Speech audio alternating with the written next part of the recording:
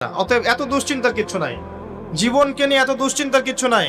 জীবনটাকে কোরআন সুন্নাহর আলোকে এনজয় করেন। কোরআন সুন্নাহকে দিয়ে জীবনকে এনজয় করা যায়। কোরআন এবং সুন্নাহর আনুগত্যের মধ্য দিয়ে আপনি জীবনকে উপভোগ করেন, টেনশন করার দরকার নেই। মনে রাখবেন, আল্লাহ যদি আপনার সাথে থাকেন এবং আল্লাহ যদি আপনাকে কবুল করেন, পৃথিবীর কোনো শক্তি নাই আপনাকে টলাবে।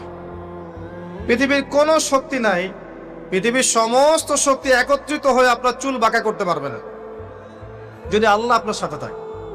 আর যদি আল্লাহ আপনার সাথে না থাকে, আইওয়াস শোডাউন দিয়ে কোনো লাভ হবে না, কেউ আপনাকে বাঁচাতে পারবে।